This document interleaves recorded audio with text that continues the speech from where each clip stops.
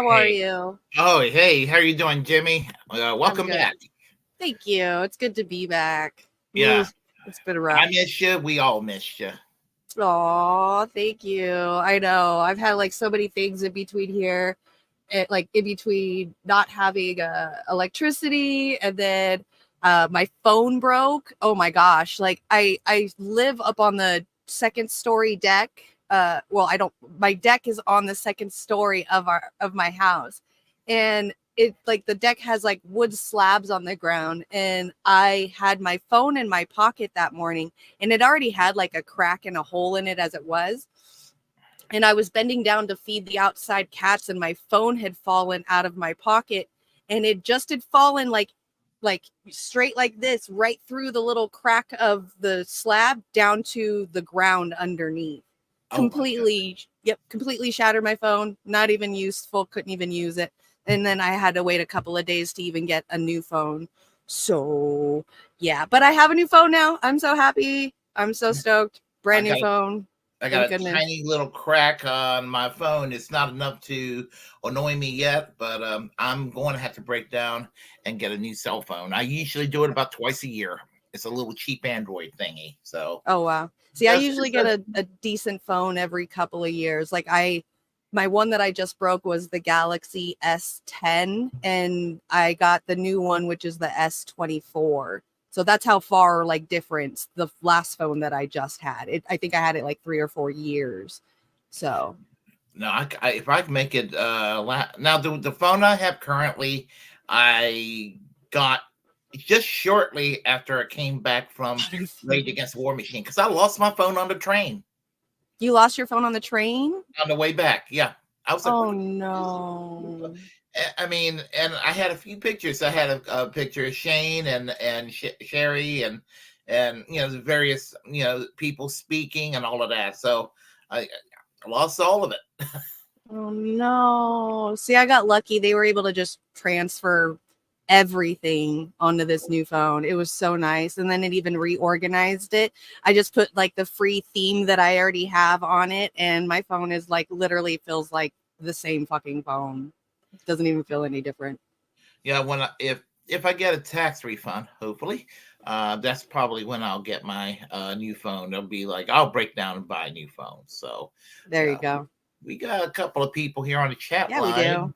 We got Miguel. We got Stream Mr. Element. H. It's good to see you, Mr. H. I haven't seen you in a while. Oh, and Yeah, Kitty. What's up, Cowboy Kitty? Kitty. We got Papa Hirsch.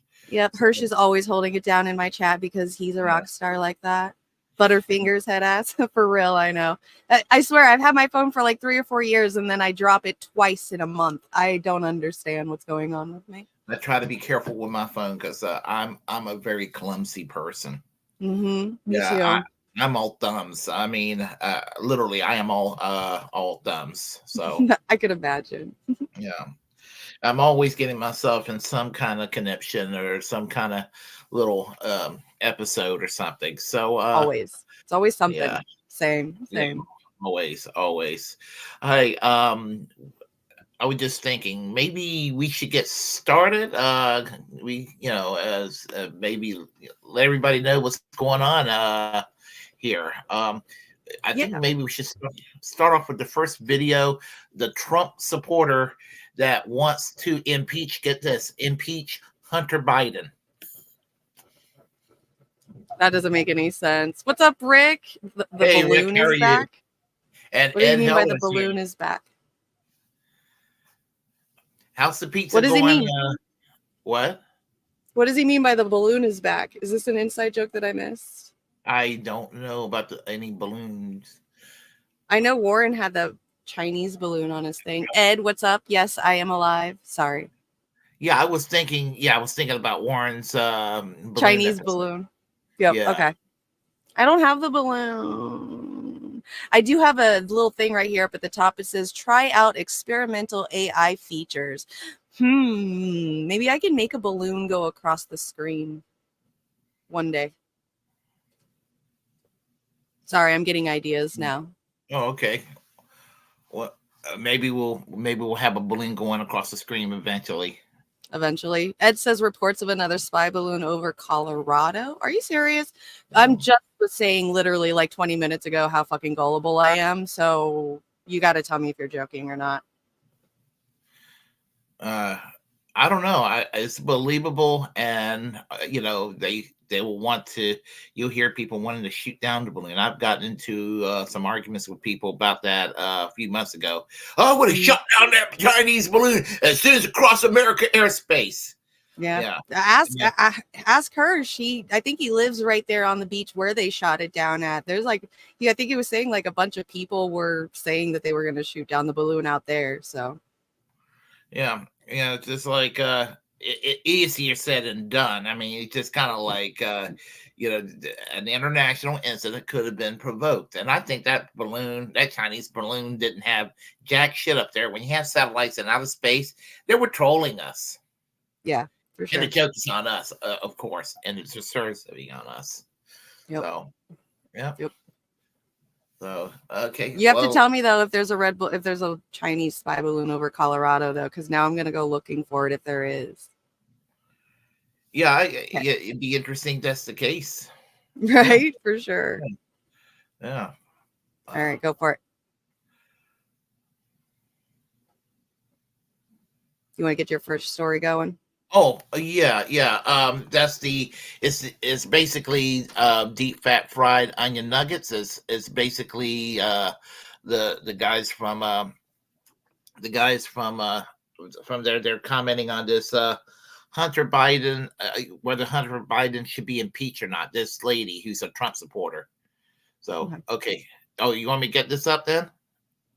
Yeah, okay. Yeah. I'm gonna let you handle the first one so I can go run to the bathroom really quick. All right, we'll do. Let me go ahead and okay. Let me go ahead and do this real fast. All right. Sorry about that. Let me. You're fine. You're good. Yeah. Okay.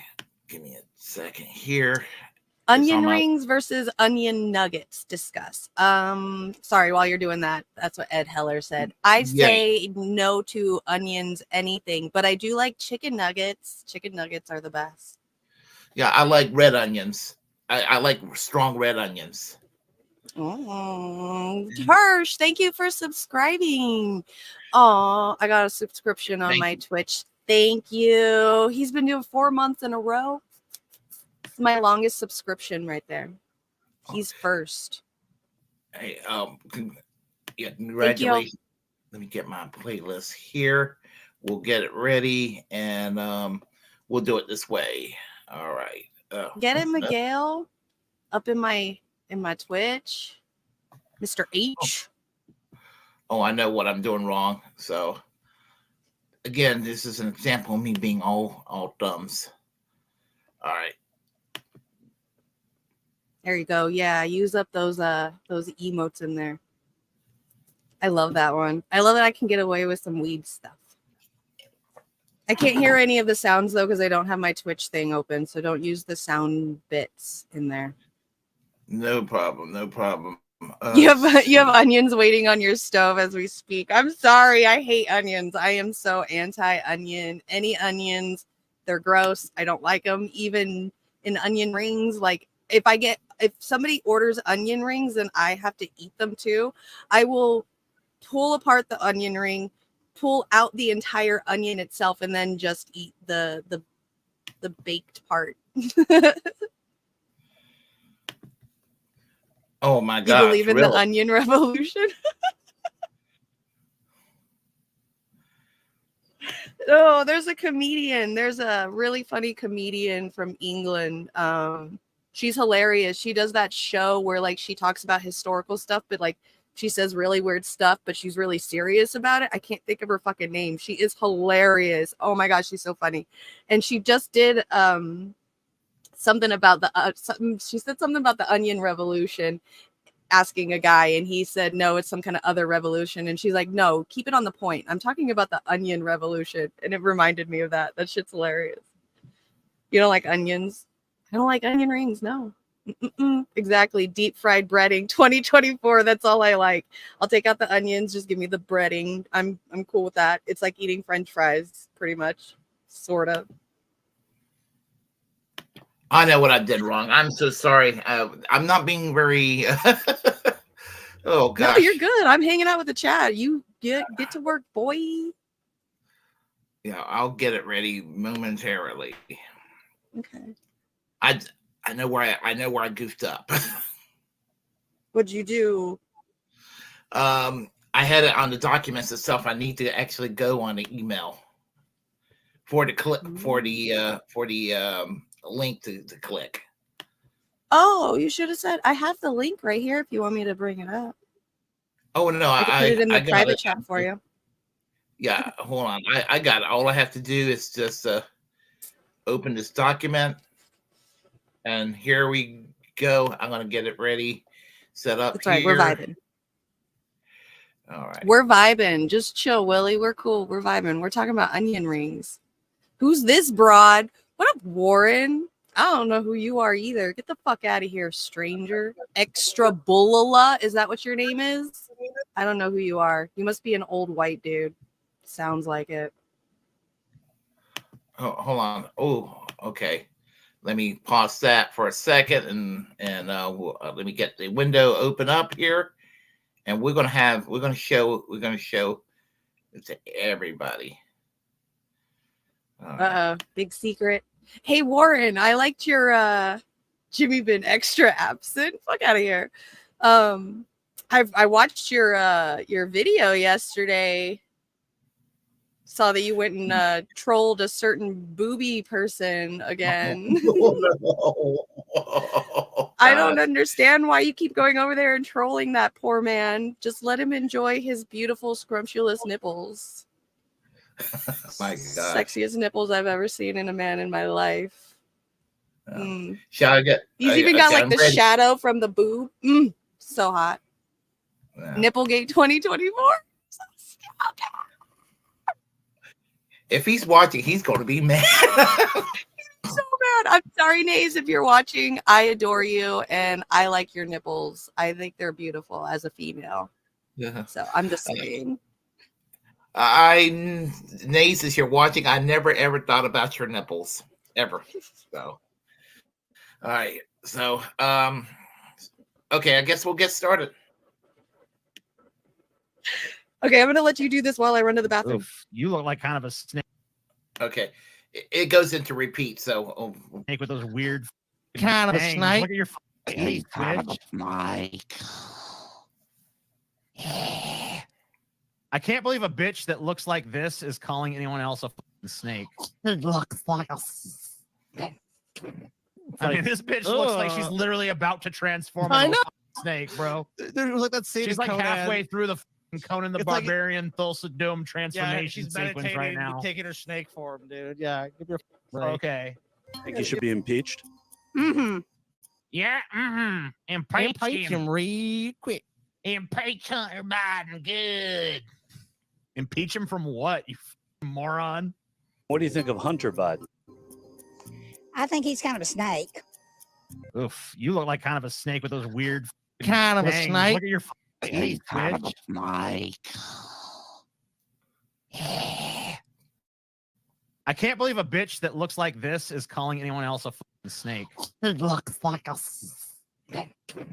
I mean, this bitch looks like she's literally about to transform into a snake, bro. There's like that scene. She's like Conan. halfway through the Conan the Barbarian Thulsa Doom transformation sequence right now. Taking her snake form, dude. Yeah, give your okay. I think he should be impeached. Mm-hmm. Yeah. Mm-hmm. Impeach him real quick. Impeach Hunter Biden. Good. Impeach him from what? You moron. What do you think of Hunter Biden? Yeah. So basically, apparently, she thinks that Hunter Biden looks like a snake. And apparently, she doesn't realize he can't be impeached because he's not an elected official. So the joke is on her. And, I just thought that was kind of funny. That was the guys from Deep Fat Fried / Onion Nuggets / The Amazing Atheist. And I just found that humorous when I saw that. a couple of days ago. So let's see what we have here on the chat line, everyone. Hey, Warren, how are you today? See, he thinks I was making fun of him when in fact I am in all of those delicious little vanilla kisses. Oh my gosh. Oh my God. He's going to hate me if he watches this. Well, he's going to have to mend fences with me and Nipsey Hustle. All right. You sent that man on Warren. Okay, and we have here, Nay said he's been kicked off of social media. Yeah, I saw that video last night, and what I got to say is, that was, it was funny, but I don't know if I would have done that, but hey, a joke is a joke, and that was objectively hilarious when I saw that. So, let's see here. To be fair, I only visit his stream and talk about his nipples once in a blue moon. Why? Let's see. Why are you sexually assaulting him, Warren? Oh my gosh. Okay, and let's see here. I've been watching Jim's as a cat too much. Let's see. It's objectively hilarious. It's objectively hilarious. It is. So anyhow. So anyway, shall we get yeah. So what's up, Jimmy? Huh? I guess basically his nipples. You guys are still talking about the nipples? Yeah, apparently they're the points of controversy right now. Aww. Yeah. Nobody's sexually assaulting it. Aww. This is why I never do a podcast shirtless. Look, right? Yeah. Yeah, to be fair, all right, there are, like I said earlier, there are at least 10 to 15 other dudes who think the same thing out in Twitter, who have an entire Twitter private message group dedicated to it. So, Warren ain't the only one. So, just saying. Oh, yeah, look at you guys, Kitty. So, this was the last one that was really never came around. She's finally coming around. It's a girl. And if you look, she's fucking pregnant. Yay. So you're going to have little kittens around very soon. They're going to be wild. She's not even mine. This is an outdoor. I don't even know whose cat. This is probably a wild cat from out here. But yeah, no, now I've got to figure out what to do with this thing. It sounds like you might have a new pet. No, not allowed. I will be kicked out. Oh.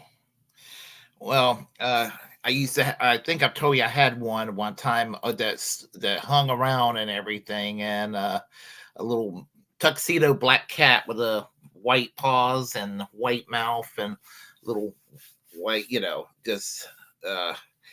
that was a beautiful cat. I had no idea what happened to it. I think it got hit by a car. So happened when it happened about 4.5 years ago. Never saw that cat again. So that's what I'm going through right now. I think she had a brother a couple of months ago. It was Oliver. That was the other cat that was running around here. He was beautiful. I loved that cat so much. They were the same height, kind of the same, different colors, but kind of the same look. And right after Christmas, he just disappeared, and I haven't seen him since. Yeah, that's sad. I mean, and I had, I had a dog that disappeared once on me when I was growing up, and I think that dog is, obviously the dog is dead now because we're talking about the late 1970s. So obviously, yeah. So I guess we should go on with the next story, and that's Vosh, who ain't horsing around, if you know what I mean, when it comes to Julian Assange. So he's decided to talk about Julian I don't think Assange. using Vosh and horse in the same sentence should be allowed. Just Yeah, well, what he had on the computer was very disturbing. Yeah, So, yeah. yeah. But he's kind of fucked in the head anyway. So I highly expected it. There's some weird white dudes out in California that have those kind of things. When I watched Vosh for the first time, I was like, it could be a possibility. I mean, they have the Mexico donkey show Today for a could give reason. WikiLeaks founder Julian I'm sorry about that. That thing just popped. My computer's acting weird. So what No, are you you're saying? good. Go for it. No, you're fine. Go for it. I apologize. I was just trying to get everything set up. All right, here we go. Have you heard about this guy called Julian Assange?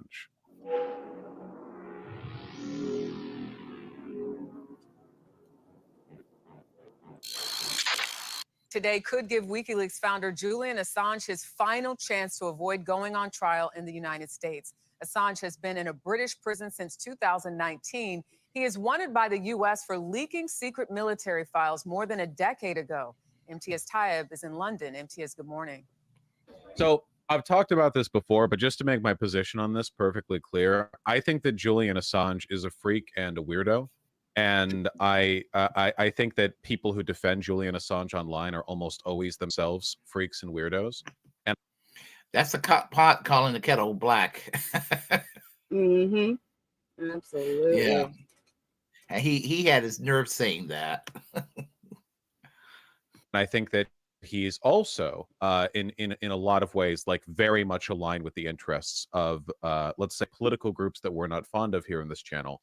However, he should not be put in a U.S. prison. I have an almost like unwavering and unconditional support for the leak of documents. I know he did it in a very irresponsible way, but like generally speaking, any kind of legal precedent established through the prosecution of leakers or journalists or anything like that, like this is a very, very, very dangerous, not just like dangerous precedent to set, just flat out, man. Like, hey, listen, if military secrets get leaked, that's a skill issue, man. Like, oh damn, military secrets got, maybe the military should suck less.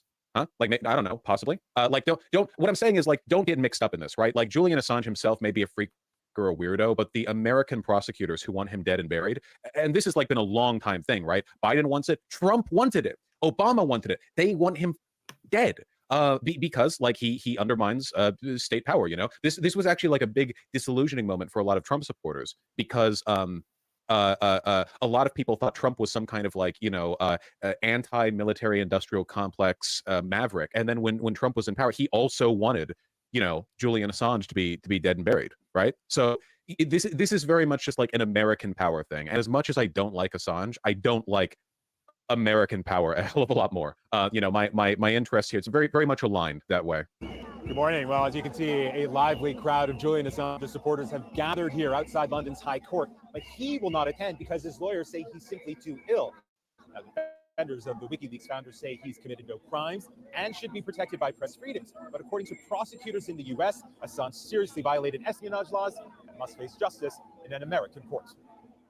Julian Assange forcibly dragged from the Ecuadorian embassy in London by British police back in 2019. Remember? But his arrest would mark the beginning of what has now become a nearly 5-year legal battle as the 52-year-old Australian fights extradition to the U.S., where he faces... Yeah, look, you can take a look at the charges right here, okay? Indictments by the Department of Justice. Assange not named a seal indictment, federal grand jury issued a seal indictment, blah, blah, blah. First indictment, charge of conspiracy to commit computer intrusion. Charge of conspiracy to commit computer intrusion, a crime that carries a maximum 5-year sentence. The charges allege that Assange sought to help Chelsea Manning, remember her? Crack a password hash so Manning could use a different username to download classified documents. Remember, we like Chelsea Manning here. We're big Chelsea Manning fans. All right, that's cool. And then in the superseding indictments, charges under the Espionage Act. 17 new charges relating to the Espionage Act, maximum sentence of 170 years in prison. It wouldn't actually be 170 years if he got found guilty for all of them, but he probably would die in American prison.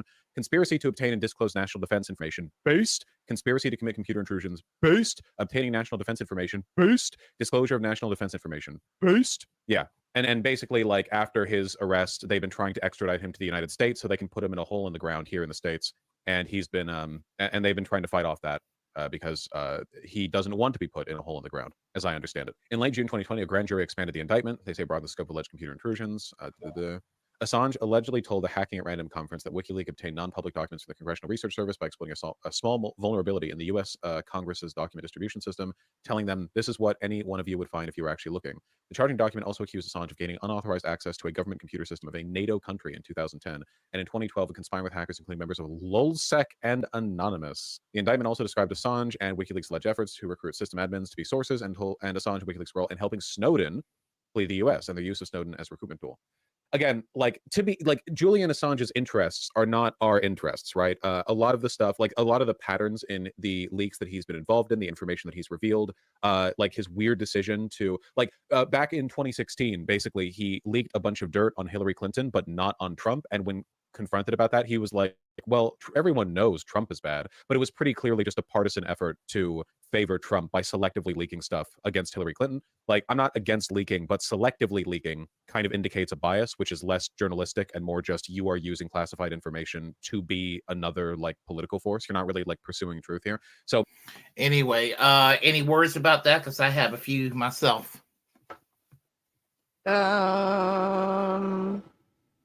It sounds Voshy, typical Voshy. Yeah, very, very State Department like. He dressed it up as, no, I'm technically pro Julian Assange, even though I don't really like him. I mean, and he's actually been on record saying that he wanted Julian Assange in prison. I can't find the video, but he did say that about a little over a year ago. And his quote, I'm going to paraphrase what he said: those on the left that supports Julian Assange has a hard-on boner for Hillary Clinton. In other words, Hillary Clinton, they hate Hillary Clinton, and this is why a lot of lefties are after, in support of Julian Assange. And honestly, yeah, I do have a hate boner for Hillary Clinton. I can't stand Hillary Clinton, but I don't know if he was pro Donald Trump. I mean, yeah, but he spoke the truth about what happened in 2016. There was cheating in the Democratic primaries. That can't be disputed. I don't, and obviously, in general, the man should not be in prison for 175 years, and they might even try to give him the death penalty for all we know. But I personally think that that there's not going to be any extradition. They're going to keep him in Belmarsh prison, and they're hoping that he, die on his own accord. So, yeah, no, I agree. Yeah, so, I mean, but what like what Vosh was saying too, like how he thought it was biased because he just released it about Hillary and not, even if it was biased, even if that was his intention, because we don't even really know. Even if it was, like, you're going to tell me that all the rest of media isn't biased. Vosh is going to sit there and tell me that he's not biased and weighs himself too. Like, that doesn't mean that you're not a journalist. You can still, release stuff in a biased way that still considers you a journalist, because the bar is so low nowadays anyway. It just seems like Vosh is just trying to figure out things to talk about and stir up the pot so nobody talks about his email or his leaks. So yeah, because he obviously has got a few leaks in his email. I mean, yeah, what's in his window there? Mm-hmm. Not good optics as far as I'm concerned. So, Right. Next subject would be Alexei Navalny. And basically it's a Glenn Greenwald video about Alexei Navalny, an unsavory manufactured product of the West. And he's going to do a little truth telling about how much the West is trying to paint him out to be something positive that he's not. I mean, I just found out a few things here, so let me go ahead and we'll get this started underway.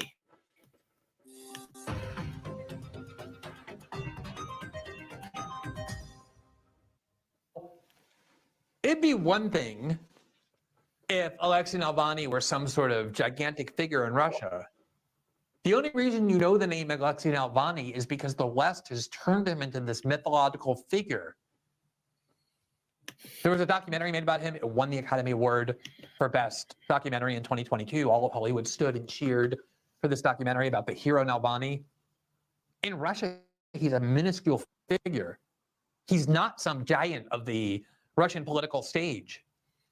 He is useful to the West for propagandistic purposes, and that is why you have this incredibly inflated imagery of what he is. Here's Reuters on February 21st of 2018. Putin nemesis Navalny, barred from the election, tries political siege. Remember when the proof of Russia's totalitarianism was that the opposition leader was barred from the ballot and then imprisoned? Isn't that a situation similar to what we have in the United States? Isn't it the case that the primary political opponent of the current government in Washington is in the process of being stricken from the ballot as a result of judges and Democratic Party leaders bringing cases to have them struck from the ballot, and is in the process of being criminally prosecuted by Democratic partisan prosecutors like Fani Willis in Georgia and Alvin Bragg in New York and the Obama DOJ? Why is it that when we hear that Russia is banning from the ballot the primary political opponent of Vladimir Putin and then trying to imprison him, we make one conclusion, but then we hear in the United States, the exact same thing is happening. But an actual significant political figure, not like Navalny, but Donald Trump, who is actually the president already, narrowly lost in 2020, is leading almost every opinion poll up for 2024. When he is struck from ballots, when he is threatened with prison, a completely different narrative about that is presented, even though they're the same acts. And I know a lot of people just intuitively believe this is what propaganda does, this is what tribalism does, is that we just inherently believe that when it seems like the two things are the same, the fact that one is happening in the United States and the other is happening in Russia means they're completely different. Question, though, whether or not that's what you believe because you're an American, because you were born in the United States, because you've been told from childhood that that's how you should see the world. Here is Reuters. Now, this is not RT. This is not Sputnik. This is not Tucker Carlson, whoever you want to dismiss as some sort of pro-Russian source. This is Reuters in 2018, which said the following, quote, opinion polls put Navalny's support at less than 2%. And many Russians who still get much of their news from state TV say they do not even know who he is. He's incredibly more famous and more notable and more popular in Western political capitals than he is in Russia. The idea that he's a threat to Vladimir Putin in any way is laughable. Let's try and remember as well a couple of things about who Alexei Navalny is, the new hero of Western liberals. From Yahoo News in February of this year, actually yesterday, Alexei Navalny's, quote, far-right racist past brought back in spotlight after Putin critic's death. As world leaders pay tribute to Russian opposition leader Alexei Navalny, some have drawn attention to some inconvenient aspects of his past. Really, what's inconvenient? Quote, as Western politicians pay their respects, some more uncomfortable aspects of Navalny's career have been brought back to the surface. Quote, Navalny took part in the Russian March, and the annual demonstration that draws ultranationalists, including some who adopt swastika-like symbols. Oh my, that is uncomfortable. Quote, he has never apologized for his earlier xenophobic videos or his decision to attend the Russian March. Rahman appeared to be referring to a notorious video from 2007 in which Navalny appears to compare Muslim immigrants in Russia to cockroaches as he advocated for gun ownership. In another video, he is dressed as a dentist and appears to compare migrants in Moscow to tooth cavities, Radio Free Europe reports. He says, quote, I recommend full sanitization. Everything in our way should be carefully but decisively removed through deportation. Shortly before releasing both clips, Navalny was expelled by the liberal Yabloko party over his, quote, nationalist activities, having participated in the Russian March, an annual rally associated with ultranationalist far-right groups chanting slogans such as Russia for ethnic Russians. Now, anyone in the United States who has a past like that, who called immigrants cockroaches, who advocated gun control, as handing out guns as a way to exterminate them, as cockroaches should be exterminated, who attended an actual neo-Nazi march, I don't think they would be described as having an inconvenient or uncomfortable past. And yet it is amazing, just like we find in Ukraine, with all the neo-Nazi militias in Ukraine that the American liberals love and want to arm, that if you're somebody who doesn't love the Democratic Party in the United States, you will get called a Nazi and a fascist and a white nationalist. And American liberals and Western liberals will try to have you barred from the internet and fired from your job and basically expelled from decent society in every way. And then Western liberals encounter actual Nazis people with actual neo-Nazi ideology, with actual overt ties to white supremacist and neo-Nazi groups, and they want to embrace them. They want to arm them. The hero Navalny. Here's the hero Navalny in 2007. Здравствуйте. Сегодня мы поговорим о борьбе с насекомыми. Никто из нас не застрахован. So just for the people listening, I'm going to just read the screen. It says background left, Alexei Navalny, certified specialist. Hello, today we have to talk about insect control. No house is safe from cockroach infestation. Ooh, where a fly gets in through an open window. And there's all kinds of demons being shown as he says this. We all know the cure against flies, a fly swatter, a slipper against a roach. But what to do if cockroaches are too big and flies too aggressive?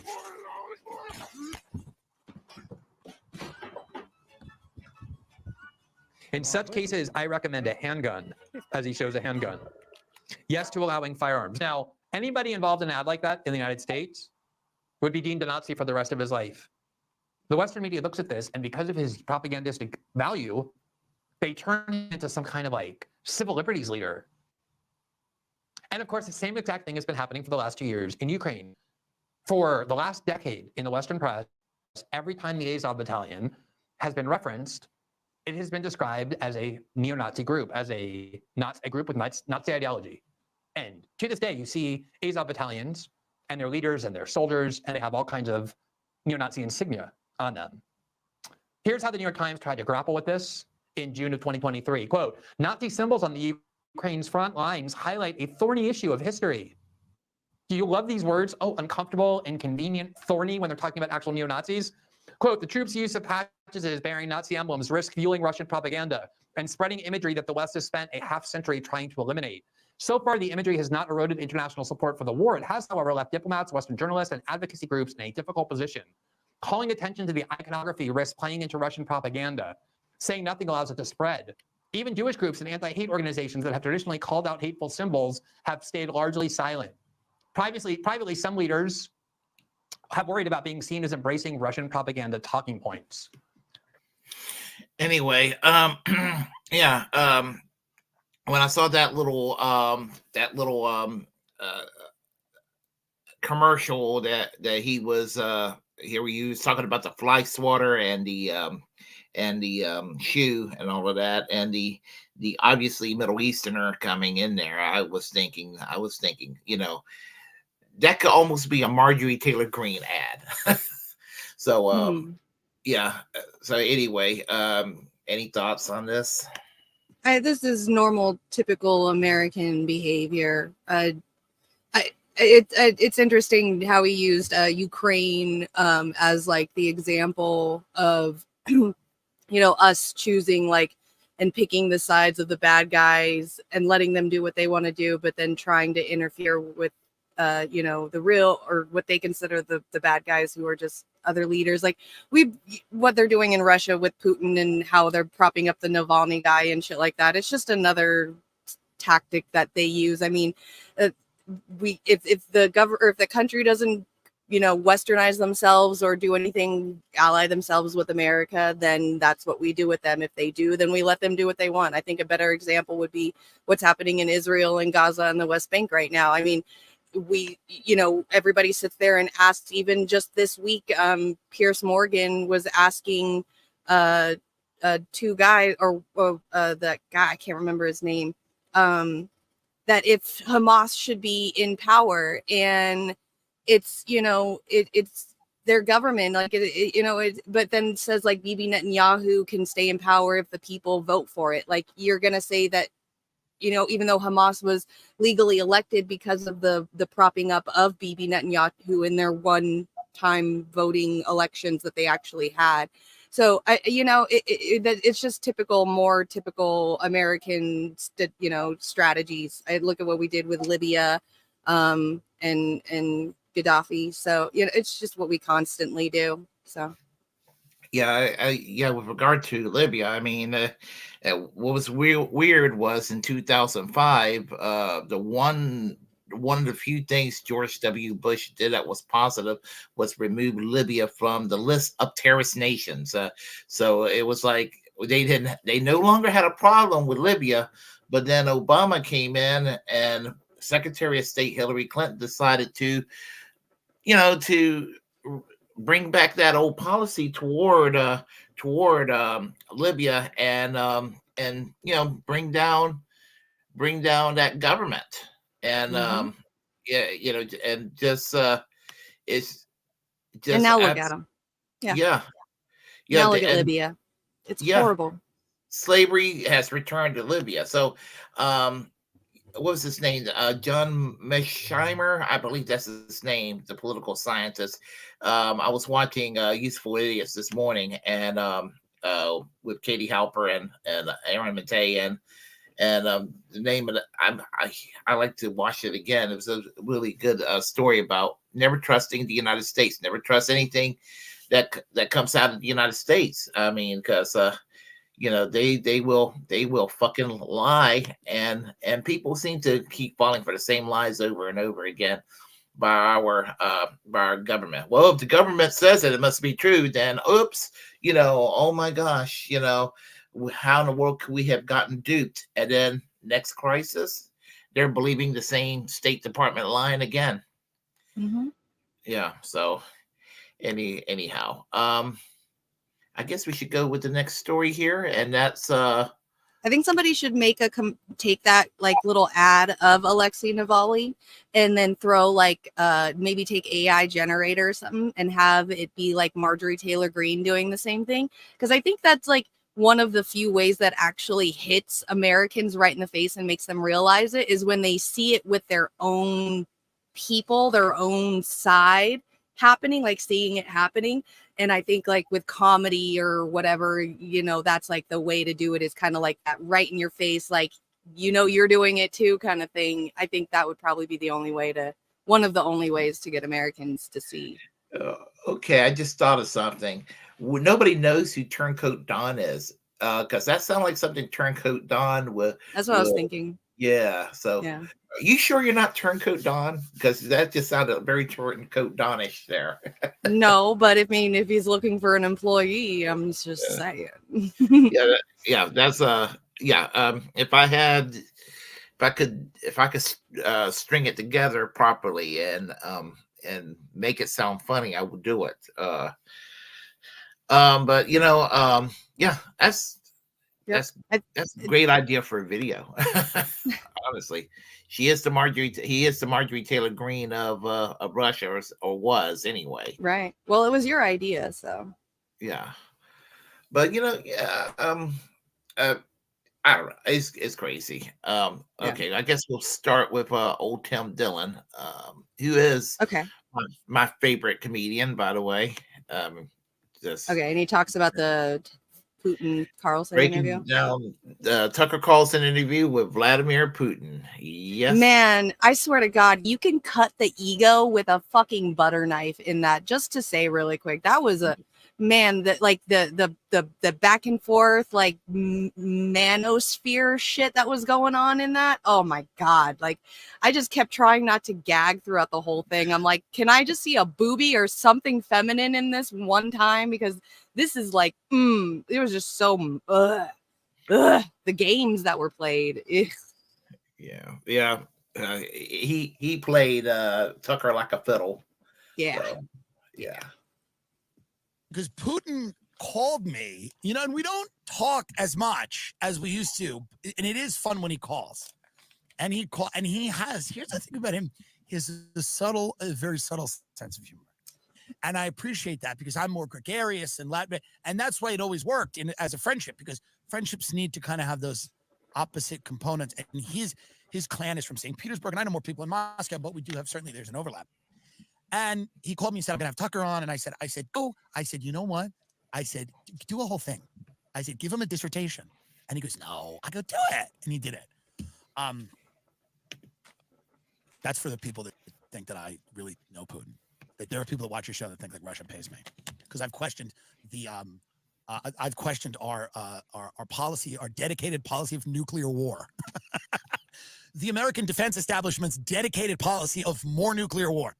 I watched the interview. Favorite part was when Putin was like, hey, he said to Tucker, he goes, hey, thank God you didn't get into the CIA, because Putin doesn't respect anyone who doesn't have real power. And what's cool about that moment is Putin actually respects like the CIA because he said, they were always our enemies, but he goes, a job's a job. And he kind of smiles, because if all you fight against is the CIA, you kind of have a respect for them. Which with Putin, his entire life, he's been fighting against this one group of people, right? And the way he said that to Tucker, he's got, Putin doesn't care about people in the media. I don't think he really respects the media.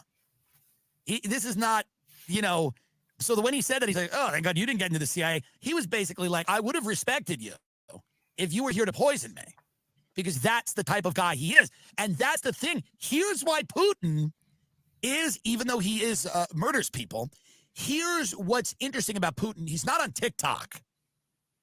This is what we like about Putin. He's a relic of another age. Let's say that about him. He's an armchair philosopher. He's grandpa. If, grandpa had hundreds of nuclear weapons. He's a relic. He's not really interested in the new media landscape.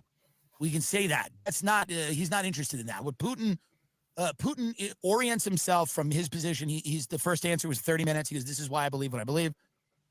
Is it junk? Was he filibustering? Is it whatever? None of that matters because this is the guy. This is his perspective. You don't live in Russia. So the reality of the situation is my interest is that America doesn't go to war with Russia in a capacity with nuclear weapons. And my interest is that America doesn't instigate a wider war in that part of the world that becomes a war that we're fighting. This is my instinct. This is not a veneration of his worldview per se, although there's certain things he says, which I completely get it. And there's certain things he says where I go, okay, I was a debate guy. I know kind of what he's doing, but that moment was my favorite when he kind of has that aw shucks moment, because the fun of his life is over, by the way. The fun of his, like he's at the top of the mountain. It's very lonely. He's got the big desk, but I'm not comparing myself to Putin. I wish that if I was on Ozempic and it really worked, perhaps, but no, what basically the thing about Putin is at this point, he's only living for Russia or what he thinks Russia is. Like his friends are all older. They're all dying. The excitement of his life, being a spy, climbing the ranks, fucking the women, killing the people, your life almost being taken all the time. That's kind of over. That's over. It's now he's of course trying to outrun these coups. That's why the Prigozhin thing, he probably felt alive again for the first time. He's like, oh, I got to kind of take this plane out of Moscow. He probably felt alive. He said, this feels like the old, I guarantee you, at some point to one of his friends, he said something like, well, it feels like the old days.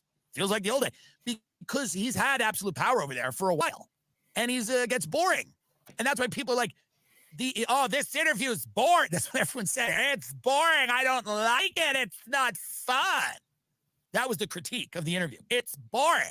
It's not fun. It's not interesting. It's boring. Where's the back and forth? Where's the yelling? I want them to yell at each other. Yeah, it's a little dry. It's a little dry, but that's what it is. What do you think Putin, like all these people, this is what's interesting about the QAnon cult. The QAnon people, again, not all wrong. We know that. But they're wildly speculative about most things. And they're just downright insane about others. That there are body doubles, people have died, but they've been replaced. JFK Jr. is coming back. But by the way, if you want to talk about if JFK Jr. is alive and he comes back and he runs with Michelle Obama, it's over. It will be over. But what I mean by the QAnon cult is that politics by its very nature is boring. I think the hardest thing for us in our society to wrap our heads around is that there is a banality to the evil that we see in the world.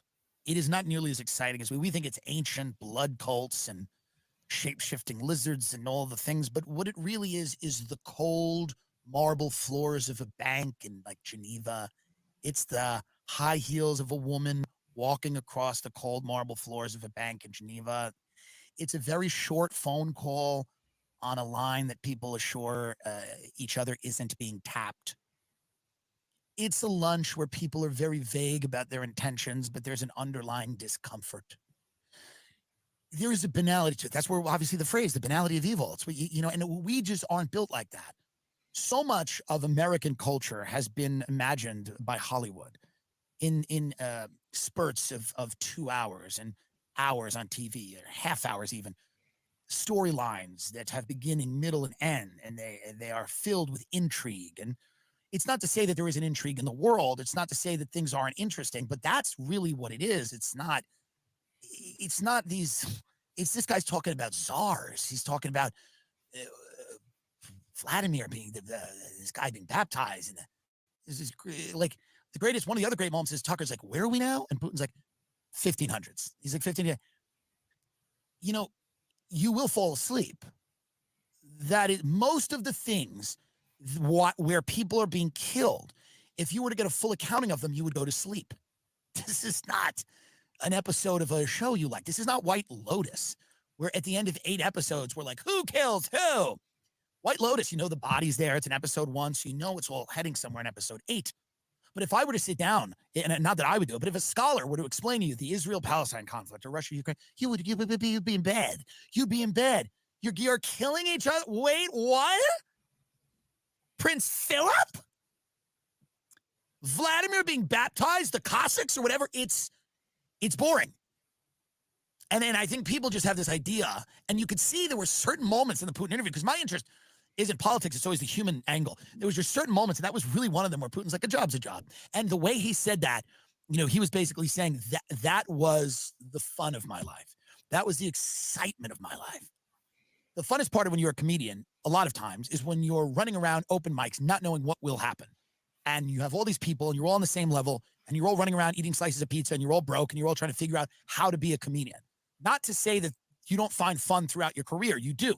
But it changes. There's more pressure. There are expectations. Sacrifices are greater. They're more real. In the very beginning, you sacrifice almost nothing. The expectations are very low. You're having a lot of fun. I think in Putin's world, when he was a spy and he didn't know that the future of Russia is resting on his shoulders in his mind, he had a lot more fun. It was a lot more fun. And you could see that when he goes, they were always our enemies, but a job is a job. He's like, without them, what are we? What are we? What are we? He has a respect for the enemy. He does not respect media. He does not respect interview. He does not care. In the beginning, he goes, are we having a show? We're going to have a talk. So if we're going to have a talk, I'm going to talk for 30 minutes. You're going to be bored. Some of your viewers will tune out. I don't care. I don't respect you, and I don't respect them, because I'm one of the very few people on the planet that has a nuclear arsenal. I respect those people. Just like when he said, I don't speak to Biden, but our agencies talk. We have communication. They say to me, that nuclear test is not about you. I say the same thing to them. Our agencies talk. They talk. So seeing the kind of light, his eyes lit up only a few times, but during the interview when he said, yeah, they were always our enemies, but a job's a job, you could tell. And I felt, dare I say, oh no, they're coming for me now if I say it. Dare I say, I felt a little sorry for him, because he's locked away in that palace. He's locked away in the palace, and he's basically got, in his mind, the history of the Russian state on his shoulders, you know? And it's not that much fun, probably. He's not having that much fun. And then for that second, he remembered, you know, back when it was fun, me and the guys, people are trying to kill us, we're trying to kill them, we're trying to turn assets, they're trying to turn us. It's a deadly game, but it's their game. You know, it's their game. And he goes, yeah, job's a job. He respects that. There was something interesting to me about that. I'm familiar with his rationale for the Ukraine war. I didn't need to know that. I'm familiar with that. I'm familiar with most of it. His history lesson in the beginning obviously came as a little bit of a surprise. I don't know all of that, but I kind of know exactly why his worldview. I'm aware of it. But the human moments that dripped out where he goes, yeah, it was we had fun. You know, a job's a job. They were always our enemy. We were always going against them. Any thoughts about that? I swear to God, like the man ego just got thicker. It literally took him, 12, 13 minutes of a literally made up story about Putin's life just to say that he felt bad because he's trapped away in a castle and doesn't get to kill people anymore. Like, does that guy that's on the show not realize that Putin kills anybody who runs against him? Putin can get out of that mansion anytime he wants. He doesn't have the state of the entire country on his back. He wants it on his back. That's why he kills his oppositions. I don't know who that guy was, but Tim Dillon. I have no idea who that is, but it just seemed like more manosphere ego stuff, feeling bad for Putin, making Putin seem like this really nice, kind, wonderful, fun killer who's just now trapped in a closet like Rapunzel and can't leave. Like that was horrible. It was horrible. I don't necessarily think he was praising Putin, but I think it was really more about how Tucker Carlson got played like a fiddle by talking about Putin. That's kind of how I. But I mean, yeah, okay, to a point. But I mean, it maybe to some people, but to me, it just seemed like he just gave like a 30-minute talk about the history of Russia and why, they deserve their land and stuff. To me, it kind of reminded me of Israel and how they're trying to do it with Gaza. Like, we've had this for this long, so it's our place. It kind of seemed like the same to me. And then when he did the whole joke about saying that, you could have been in the CIA, thank goodness you didn't, like, it was just a joke. Like, I understand him when he said, like, he doesn't respect media, but he respects enemies. But I just don't see how that's something to look up to or something to be, like proud of, I guess, or something. Or like, I just don't see it as a good thing. Like I don't know. Yeah. Another angle I'm looking at with Tim Dillon is that he sounds like, to me, he sounds like he's critical of the U.S. policy toward Russia currently, the U.S. NATO policy, which, and that's kind of how I'm interpreting it too. And it was just his kind of comedic delivery way of expressing it by by talking about Putin and at the same time making a little jab at Tucker Carlson, because at the end, I still think the biggest thing I got out of it was Tucker Carlson got played like a fiddle in that regard. Although I will say this about Tucker Carlson: all the people who are getting upset about Tucker Carlson interviewing him were not upset when other journalists and commentators and all that were interviewing him in the recent past. Right. Yeah. So he's just doing journalistic stuff. So I don't know. I think him interviewing Putin was a great idea. I don't see a problem with it. I heard a little bit about that, American media being pissed off at him for doing stuff like that, but hey, he got it. So yeah, I had no problem with him doing it either. And just the idea of people acting like he's some kind of a traitor for doing it. I'm not convinced of that. I'm not a fan of Tucker Carlson, but I'm just, in that regard. Right. Next story is Roger Walters slapdowns Bono's pro-war positions. Let's see. Let me get everything set up here. And okay, hold on a second. I'm sorry. All right. I look how beautiful that stage is. How do we get a stage like that? That is unbelievable. So he's on stage, and Bono is he is the culmination of an establishment tool. So he wears a leather jacket. I'm sure it's vegan. It's pleather, and he wears sunglasses everywhere. And he talks about peace and loving each other as he props up the war machine, because that's what he's doing. You want to see it? Here it is. So important that Alexei Navalny chose to give his up.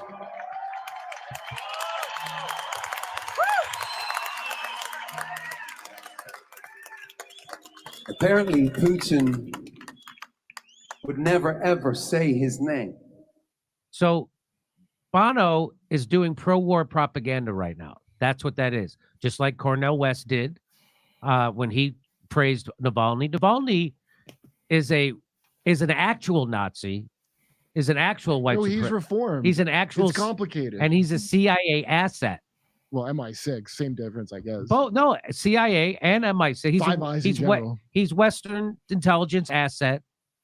And then you get this guy to prop him up. Why? Because they want to do more war against Russia. And so what he's doing now is pro-war propaganda. That's what Bono's doing as he wraps it in peace. We want peace. And how do we do it? By getting you to hate Russia more and Putin more, so you'll be for the wars.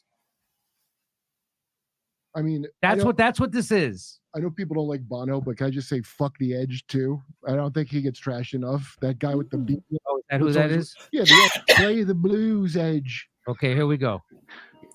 So I thought tonight, people who believe in freedom, we must. If you believe in freedom, the freedom to say no to your goddamn album on my goddamn phone I didn't want, with a guy blowing on another guy's belly on the cover. Say his name. Not just remember it, but say it. Say it. Navalny. Oh my God. Alexei Navalny. Pol Pot, Idi Amin, Dalai Lama, Herman Goring, Julian Assange, whoops. Oh. Yeah. Whoops. No, you tricked us. Get him. Wow, Putin's got the same policy as Bono has about saying Julian Assange, like not saying his name ever. You mean the same exact thing that Putin did with Navalny? He's turned his rock show into an irrational hate fest of Russia. I don't understand how there's young people at this show. Is that his kids? I don't. You tell me. Who the fuck enjoys U2 that's below the age of, I don't know, 65? You got to be AARP to. You got to be into pretty this. successful to afford a front row ticket to a U2 show, or to give a remote shit about Alexei Navalny. Imagine how rich you are to care about Alexei Navalny. I mean, I'm one of those people that owns nothing, and I've never been happier, like a real Davos man. So I can't afford it, but I understand people are real into it. Alexei Navalny. I don't believe those young people there. There's something up with that.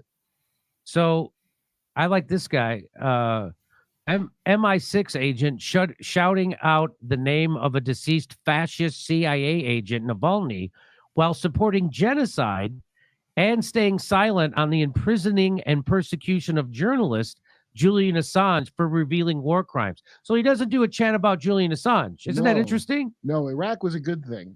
Yeah. As was Afghanistan. They're better off than when we got there, and they're really grateful to us and to the great work of Bono. You know, I think Bono actually was probably spreading AIDS now. I used to think he was against it. He was fighting it. Who's an MI6 agent? Bono. Wow, that's like if James Bond was an elderly Irish woman in leather pants.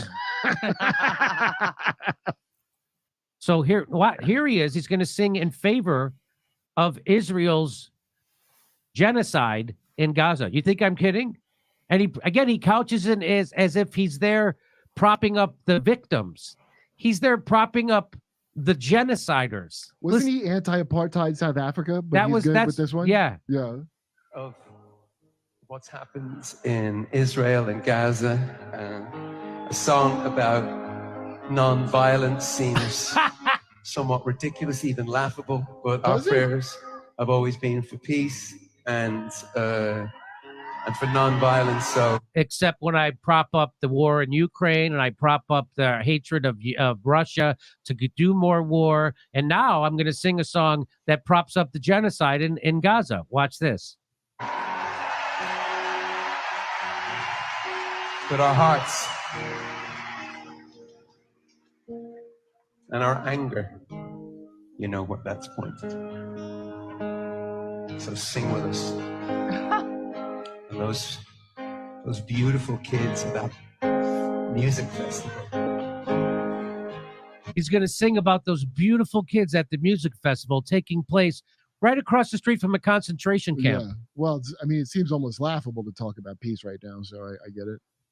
Remember that music festival? Could you imagine going to a music festival that's across the street from a concentration camp? I mean, I didn't know, not outside of Germany. They like raves and concentration camps. So watch this. So it's not bad enough that he supports the genocide in Gaza. He's now going to sing a song about Martin Luther King that they're going to repurpose to be about October 7th. He's going to do an Elton John, Princess Diana. Watch this. Oh my God. Talk about cultural appropriation. Watch this.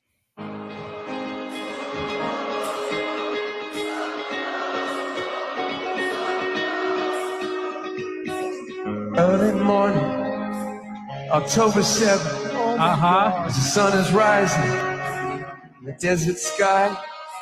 Stars of David, they took your life, but they could not take your pride. Wait, hold on. Even if they got shot by the IDF, I would lose some of my pride if I was one of those beautiful kids that accidentally got shot by my own dumbass troops. Could not take your pride. Could not take your pride. Could not take. So he just kicked to the curb the man that this song used to be about. Sorry, pal, but the place is going condo, so we got to toss you out. Wait, was it about? And the name of love is supposed to be about love for your fellow man, not love for your oppressor. Was it about Mandela? Whatever they have on you guys, just let it happen. This is completely your fault. That's right. We are blaming you too. Was it Mandela? That was about Mandela, wasn't it? That song? Nelson Mandela. I could have sworn it was because he would talk about Bishop Desmond Tutu is tired of maybe waiting that for the was West. it. Yeah. So he's actually inverted the I song. thought it was wasn't Martin Luther King. Doesn't matter. He's inverting it. That's incredible. That's incredible. That's like satanic. Wow. And here's what Roger Waters has to say about it. Anybody who knows Bono should go and pick him up by his ankles and shake him until he stops being S-H-I-T. Whoa. You know, we have to start speaking to these people and saying, your opinion is so disgusting and degrading when you stand up for the Zionist entity. What he did in the Sphere in Las Vegas a couple of weeks ago, singing about the Stars of David, was one of the most disgusting things I've ever seen in my life. Are you not familiar with the band U2? Anybody who... And why do you think? So, Roger Waters is calling out Bono for bowing to the Killers. Yeah, no shit. Of course, Bono will say that he was speaking in defense of all people everywhere, but it's not what it's everything that he's not acknowledging too. He's not acknowledging Julian Assange. He's not acknowledging that Alexei Navalny was a Nazi. He's not acknowledging that Israel's committing a genocide in Gaza. I mean, you would think Bono would at least have mentioned the kids getting killed, and it's about the score's 20,000 to what, 1,600? Yeah, they're using Bono like a bumper on their car to protect them in traffic. That's what the establishment is doing. I mean, how out of touch could you be that you think Bono is like the way into the hearts of the kids? So good for Roger Waters. Be more like Roger Waters and less like Bono. Who is like Bono? Be more like who? Those assholes at that concert. That's who. Those kids. There's no fucking way that concert was filled. That is cameras on those young people for very specific propaganda reasons. No one that young is super into U2. Okay, I don't believe it at all. Sorry to be all Taylor Swift psyop. Really, no kidding, right?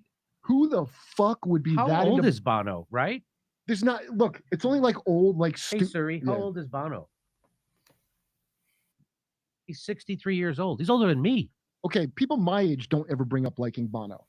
Okay, I'm 46. That's pretty old in the world of the kids.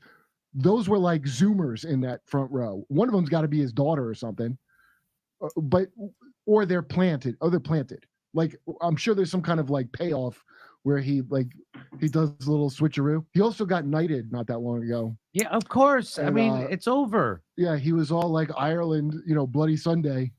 Now he's all British Empire. He's all about it now. Hey, come see us live on tour in Los Angeles. Yeah, I know that was a bit long, but I just thought it was kind of important to discuss it because I have quite a few things to say. So, any thoughts on this?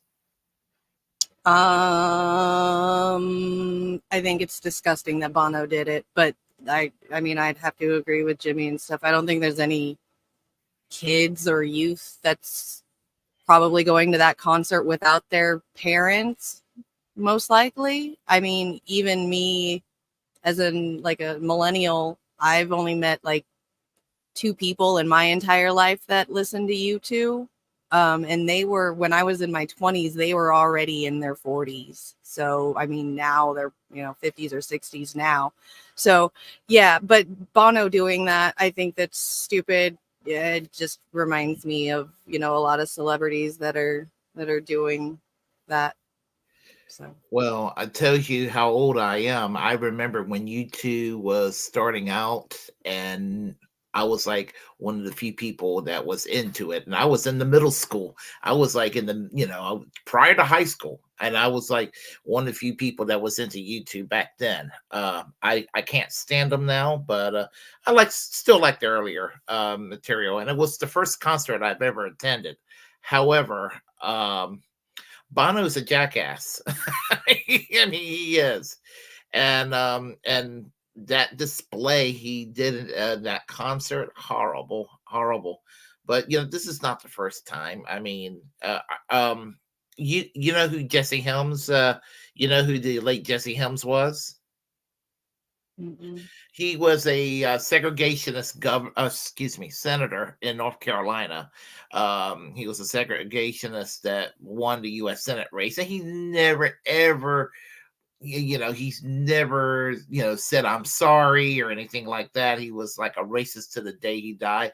Horrible homophobe. All you can imagine, and Bono decided to meet up with him and in some photo op, and they were sitting there just being buddies and all that. And I don't exactly believe in cancel culture, but when I saw that, I was like, no, fuck Bono. Yeah, I don't care. I don't care about that man. And like Jimmy said, Jimmy George said, no mention of Julian Assange, no mention, and omitting the fact that the Navalny, neo-Nazi, or at least a harsh, hard right winger, if you want to be charitable, but no, nothing about Julian Assange and this overly, finding a song about Martin Luther King to praise Zionism. I mean, I would think that would alienate a lot of folks, YouTube fans, in that regard. I'm just beside myself. Yeah, I never figured Bono to be a Zionist. they're celebrities. I mean, anti-Putin, pro-Israel. Sounds like media talking points. So yeah, so just yeah, I just managed to lose more respect for him than it was already a lot of lost respect, and I managed to think less of Bono as a result. And the more I hear Roger Waters talk about things, the more I like him. I've always liked Pink Floyd, but I've actually, my opinion of Roger Waters have gone up, more positive, and gets more positive the more I hear him. I'm just like, I never knew he had it in him politically, but I figured he was left leaning, but I'm impressed every time I hear him talk. So right. Yeah, see, I agree. Like, thank you for wording it a lot better than how I worded it. Pretty much, wealthy person maintaining common interests with the elite. So, oh yeah, absolutely, celebrityism. Yeah, absolutely, in a profound nutshell. Mm-hmm. Yeah, absolutely. So, I guess we'll go with the next story. Let me get everything set up over here, and let me stop this computer here before. There we go. Okay. This one is kind of lay segued into Israel, and it's Brianna Joy Gray and Representative Dean Phillips on. He was a guest on Bad Faith podcast, and the name of this video here is "Where's My State? Black Jewish Clash on One State Solution" with Representative Dean Phillips, and let's see, we'll go ahead and get everything set up and underway and all that. So Let me do this here. What do you make then of people who push back and say it's a nice thing to say, but Biden is saying that knowing that it's not a possibility, one, because of Netanyahu, and two, because there has been this encroachment into Palestinian territory to an extent that it seems impossible. The experts seem to say it's next to impossible to imagine what a contiguous kind of a nation state would even look like at this point. Yeah. Well, first of all, I dwell in possibilities. I don't want to keep going back to Biden, but man, he's been there 50 years, Brianna. 50, half of a century, 3/4 of the life of the state of Israel. The Foreign Relations Committee chairman, vice president for 8 years, president for 3. I'm someone who believes the proof is in the pudding. Show me the results. Is anything better in the Middle East than it was 50 years ago? It is exactly the same. We've wasted hundreds of billions of dollars, thousands of American lives, tens of thousands of Palestinian lives, thousands of Israeli lives. There's no more freedom in the entire region. There's more, if anything, there's less stability, more oppression, more misery.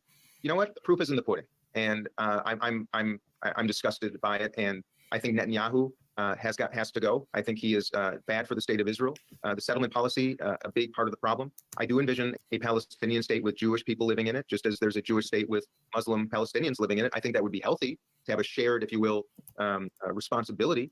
And I think it's time for the entire world. I want to work with the Chinese to establish a Palestinian state. I think one of the biggest problems, believe it or not, Brianna, is since there's no other democracy in the Middle East other than Israel right now, I don't know if the Gulf nations and all the dictatorships and kingdoms are going to want to help create a state in which there will be free and fair elections and self-determination. Think about that, because if it happened for the Palestinians, others around the whole region are going to say, well, gosh, we want the same thing. So that's going to be one of the biggest impediments. But if we don't try, Israel will never be safe. And of course, Palestinians will never have any hope. And that is not the way to live.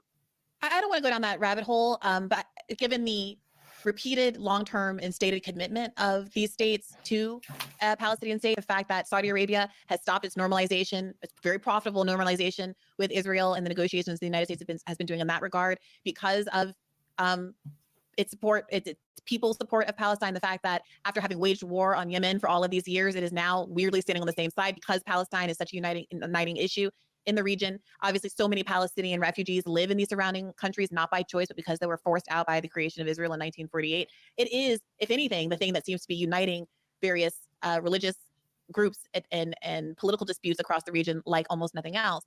But to stay just on this subject a little bit, because I want complete clarity, sure. I want to ask you if you see the value in there being religious pluralism and ethnic pluralism within Israel and within a future Palestinian state.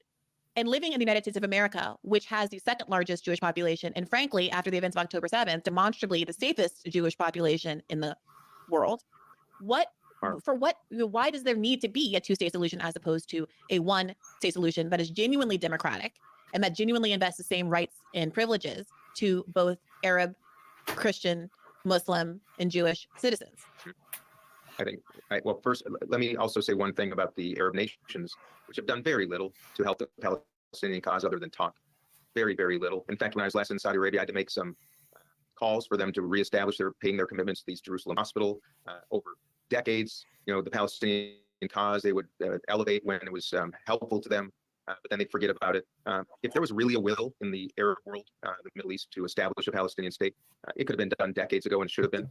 And it takes Representative, how can you say? I really don't want to debate this, one, because I'm not an expert in the history of the region, but even my cursory knowledge, they all went to war over trying to have a Palestinian state. How can you say? And they're hosting millions of Palestinian refugees and have done so for years. So it starts to sound a little bit like you're making the argument that so many conservatives make, which is to say nobody wants Palestinians anyway. The fact that Egypt won't let them be ethnically cleansed through the Rafah Gate is a demonstration of how horrible this population is. Can you see how that's what it's starting to sound like? But I respect you. That's not what it sounds like for me at all. I'm telling you the historical truth. The Arab world has not done much to actually create Palestinian safety, security, and self-determination. And I'm telling you why. Because self-determination equals freedom, which equals a risk to their own kingdoms. It's just the truth, Brianna. That is absolutely the truth. And that's been a very underappreciated undercurrent of, I think, why there hasn't been a state created, because America wants a democratic state. And I think Israel does too, because most of us believe democracy usually yields a government that is the most reasonable with which to work, not terrorists. On the other hand, none of the other Arab states want that because freedom is a risk to themselves. That's the truth. I don't know why that sounds like a weird talking point. Because That's historically accurate. it's against what they are quite explicitly stating, but we don't really have to litigate that. I don't think that's really Well, in front of I'm just people's telling. minds. I'm sharing some news that maybe people are not aware of, and that is the truth. They don't want a free and self-determination. They Okay, don't want self-determination. but to get back to this question, because I would argue that the Jewish state has done not only not very much to help there being a Palestinian state, but has aggressively and against international law worked to thwart the existence of a Palestinian state, as has the United States of America and its Western allies. So the question on the table is, why not a one-state solution? We're Americans. We're proud of living in a religious and racial pluralistic society, a nation of immigrants. I'll tell you very simply. You know, I'm a Jewish person, and I do know history. And the fact is, Israel has been attacked since the very founding of the country in 1947, 1948. I think you know that. I'm sure everybody else knows that. Constantly attacked. This is well before settlements, well before anything else. This is the earliest lines of the state. Constantly attacked. No one even talks about it. Bus bombings, terrorist bombings, and the PLO killings at the Munich Olympic. Well, if I can just, sure, you can talk or you can let me talk. I mean, I'm trying to express something that's true, and I'm really getting tired, frankly, of progressives not having any willingness to open their hearts to a whole nother people's history that I think is really important. And it's this: there are 200 Christian majority nations in the entire world. There are 140 Muslim majority nations in the entire world. There is one Jewish majority nation in the entire world. One. And why? Because 6 million of people of my faith, just because we pray from the Old Testament and not the New, were murdered. And my family came to America because they were escaping pogroms because they were being murdered. And now Jewish people are being attacked because they're Jewish. There's one country, Brianna. I don't understand why progressives do not understand that we are the underdog too. We have been for world history. And I think it's high time, frankly. This is really important to me. Yeah, sure. This is really important. I don't look like someone who needs any affection or support or protection, probably. I look like a white man, right? Let me tell you, people of my faith are being attacked, and they have been for world history, including 6 million of us killed in the Holocaust, including family members of mine, I'm sure, and pogroms that forced my family away. And now we're subject to sickening, violent anti-Semitism every day. I'm sure, because he doesn't know. The thing is, one country of the people of our faith to seek refuge in, and if you have one country that now combines millions of Palestinians, there's no more Jewish country in the world. And if America could have said, you know what, when the first folks left the Holocaust and came to this country, that we would have accepted them, maybe a different story. But Brianna, there's no place for Jewish people.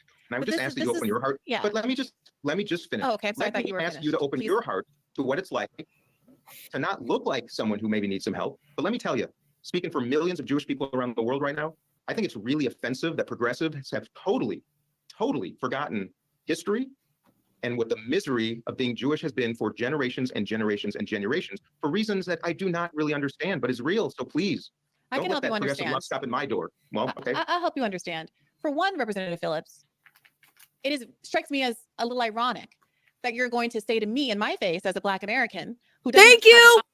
when the United Nations and the international community having intervened on my behalf to create an entire country for my people who have no real options, basically, who have been living in an apartheid state of our own in the United States of America, which has the 25% of the world's prison population that was disproportionately filled with my people, who was reported this week, substantively make all of the paint and slave labor products in the United States of America so we can compete with China and the rest of the world.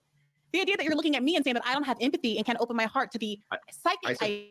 Progressive, Brianna, I do have empathy. That's what I'm asking for. I am a progressive, so I'm speaking to you as a progressive, but also as a Black progressive. I have enormous empathy. Wait a minute. I have enormous empathy for the reasons why Jewish people want a Jewish state. I talk about this on the podcast a lot. There is a big part of me that says, oh, I get it, because I do not feel safe in the United States of America, not just me as an individual, but statistically as an aggregate. There's not a metric in the world that you can look at that says that this is a good place for Black Americans to be, that Black Americans are faring well in the United States of America. And I take your point, but it's also true that I know you and I are sitting here as two people who are not Christian in a predominantly Christian state. And there are Christians in America who make this very similar argument about America that it seems to me many people make about Israel, which is, oh, this is a Christian nation. And if immigration trends change and suddenly it does not become as much of a Christian nation, that we should rig the immigrant population to maintain the national character of the United States of America. We call that Christian nationalism, and we think that that's a bigoted principle and that we should not be picking and choosing who comes to this country to maintain some kind of ethnic or religious character that benefits the existing majority. We say, as Americans, we value pluralism and that every kind of person brings their own benefit and that we should protect the least of these and have laws that protect minorities because we value being a nation where minorities can be safe. Not that we have to rig the system so that we are majorities so that we can then dominate over the rest, right?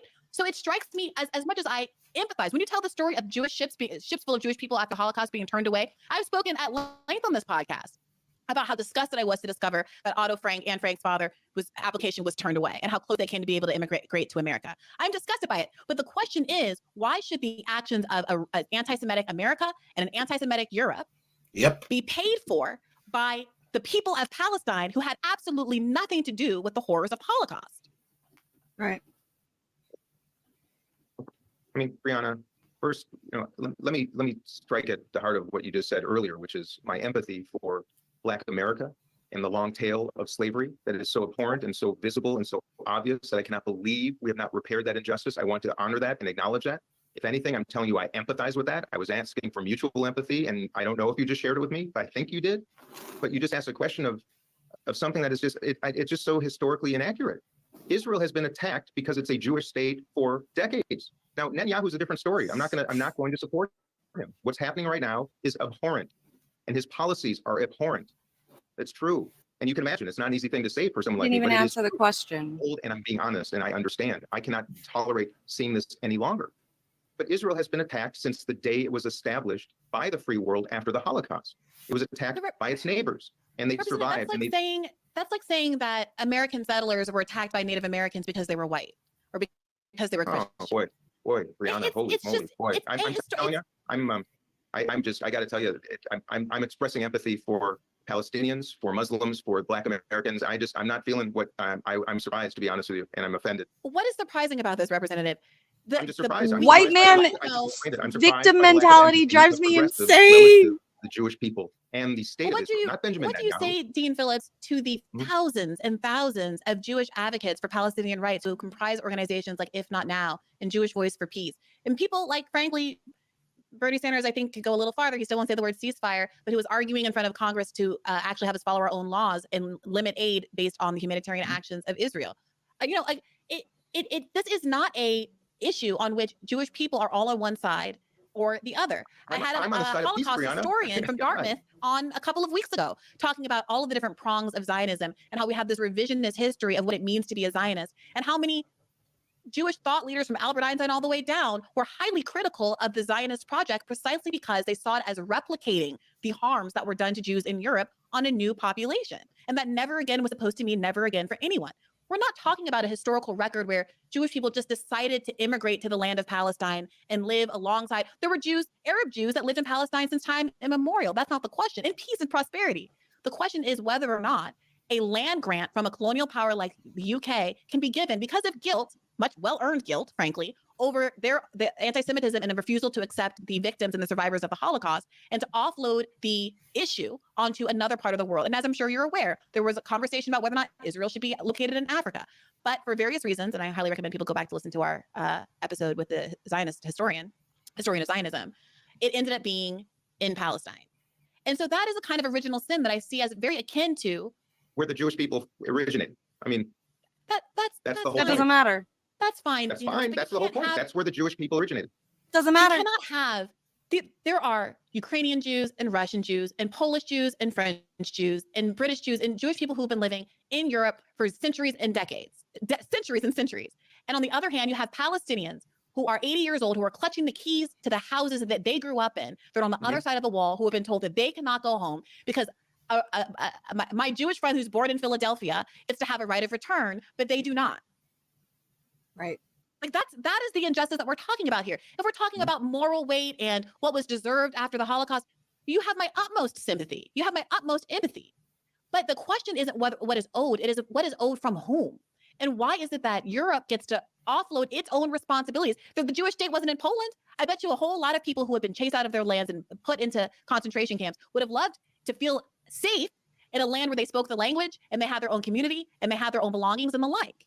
But this is actually, I just want to start on that last point. I've always wondered why not put a Jewish state in what used to be East Prussia, which is now part of Poland. I mean, I just thought that would have gone a long way to solve this. Mm-hmm. Yeah, no, I completely agree. I mean, whatever. I wasn't alive when they were doing this, so I can only, judge Yeah, off I of mean, what they've already done and why they did it and stuff. You know, they could have done a lot of things different and we wouldn't be in this situation that we're in right now. So yeah, that grosses me out though, that guys like literally still playing the victim mentality of it. That whole like, you said something I didn't like, so you hurt my fifis. That's man. I mean, do I think that there's a lot of blame to be spread around in that whole region? Yes, but here's the thing: it they just it was asking for a lot of trouble to go into this piece of area called Palestine. And I mean, there were Jewish people living there side by side peacefully with the Palestinians, but there was also a paramilitary group called the Irgun and the Stern Gang, which were fascistic and wanted a theocratic land. Basically, what Benjamin Netanyahu is doing to the Gaza is what Irgun wanted to do to that entire area of Palestine, and the Irgun is now the Likud party today, roughly, and so just thinking that this terrorist organization, which is as scummy as the Grand Mufti, who was a radical Islamic cleric that praised Hitler, both of them, horrible people. They're a goon, Grand Mufti, all of these folks. I mean, just the whole. You get looking back in that history and everything. It didn't have to be this way. I mean, they could have just put the land in East Prussia and be done with it. Honestly, I'm more convinced of that than ever. It was a mistake to put it in Palestine. Right. And it ended up being a U.S. aircraft carrier for the U.S. Interest. That's what Israel is, in my opinion. That's what it ended up being. It ended up being a U.S. aircraft carrier for the for the United States. Right. It just seems ironic to me that guy was like sitting there talking about how the Jewish people belong there because it's been there since the whatever he said, like making an assumption that they've been there since the beginning of time, while he's like sitting there in a chair in front of what looks like political campaign posters. So it looks like he's running for office as a Jewish white man in America. He's running for president. He's running in the Democratic primaries. He's running for president in America, and he's talking about how the Jews own that land a long time ago, so they should have it back when natives live here in America and they don't even have their land back. And as a white Jewish man, he's running for president in a country that has had its land stolen. Okay, that's super ironic to me. Just saying. I mean, I get the anti-Semitism part where there's a yearning, but the morality is that the Zionism is a political ideology. It's not Judaism in itself. It is not Judaism in itself, and so I mean, there's I don't know. I just think that I mean, he was offended, and maybe I can understand that, but he's been indoctrinated with the Zionist just the ideology, and a lot of Americans have. I mean, all across the political spectrum, you have all kinds of people that have kind of bought into this myth. And there's a movie in 1959 with Paul Newman called Exodus that talks about that too. And I don't know. I think that's coming to an end because there's a lot of folks in the American Jewish community that don't have a strong bond with Israel anymore. So I mean, they may have tacitly had a bond with Israel, but seeing what they're seeing right now, they're a lot of them are changing their mind. I mean, you got Abraham Foxman from the ADL wondering if I should continue to support Israel. I mean, this guy who basically calls anybody anti-Semitic for the least little criticism of Israel finally is asking the same questions that his critics that he denounced years ago is asking, because what Netanyahu's doing, he was, you know, I guess there's enough empathy on some people. They finally get it. Yeah, after how many people have already died, though? Yeah, very true. Very true. And it's not like anybody that's going to be taking Netanyahu's place is going to be any better because, I mean, Netanyahu is like far, far, far right, even compared to our right wings out here.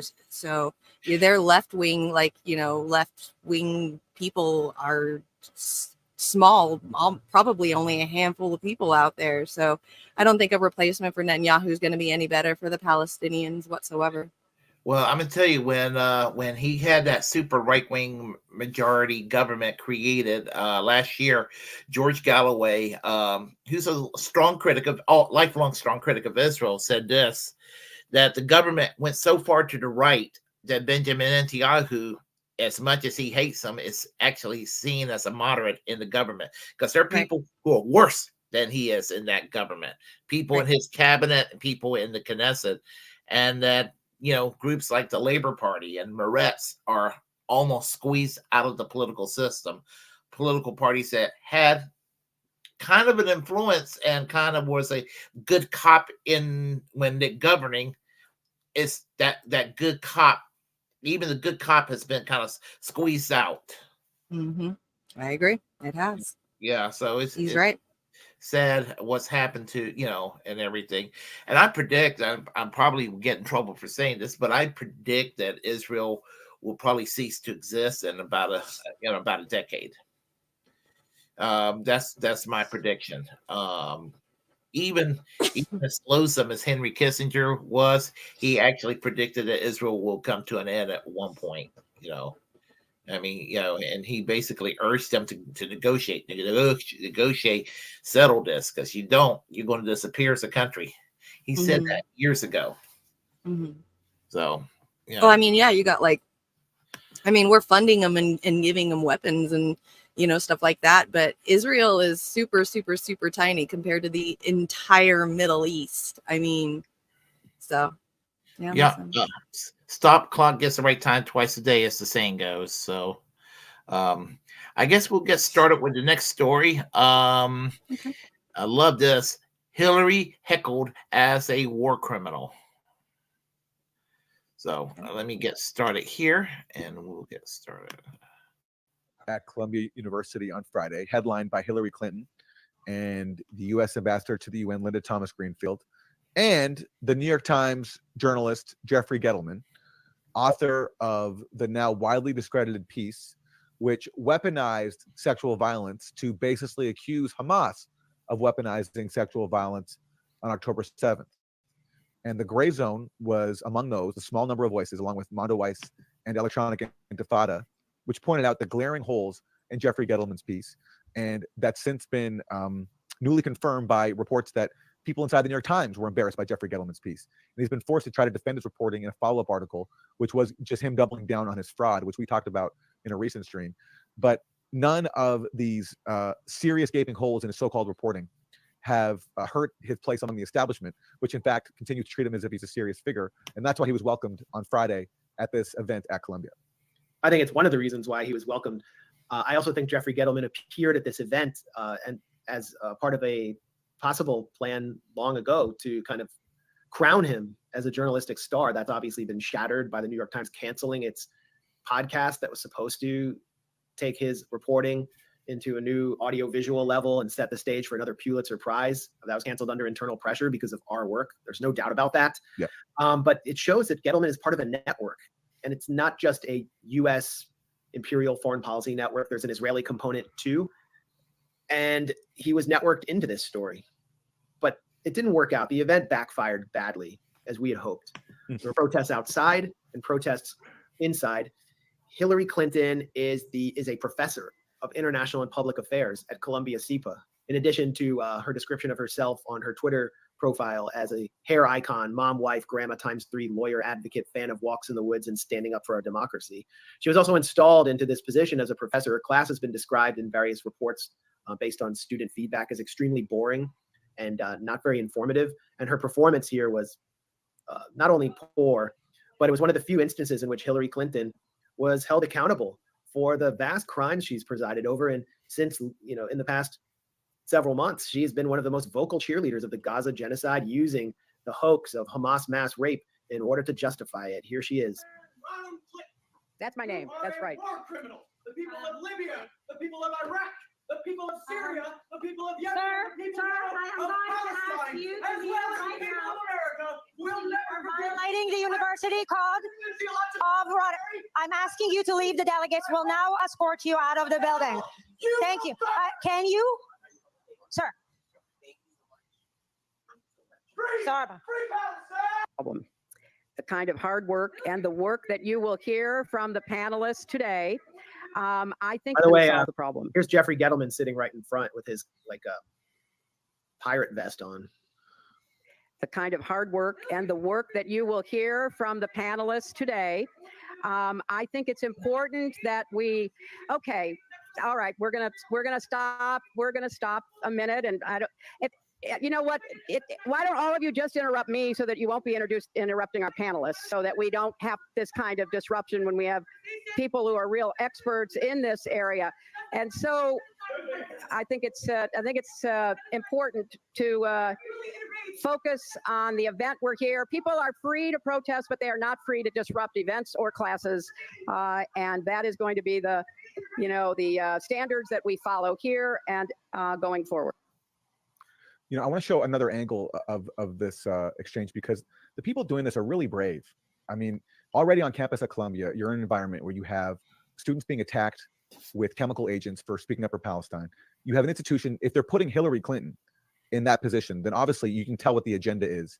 So to speak out in a school in an environment like this is dangerous. But then you have people standing up, confronting one of the world's most powerful people as a war criminal. The people doing this are Muslim students, you know, like women in hijab who are already, you know, vulnerable to attacks and discrimination. And, you know, so well, here's an example. Are you not ashamed? You're exploiting sexual violence for your own political gain.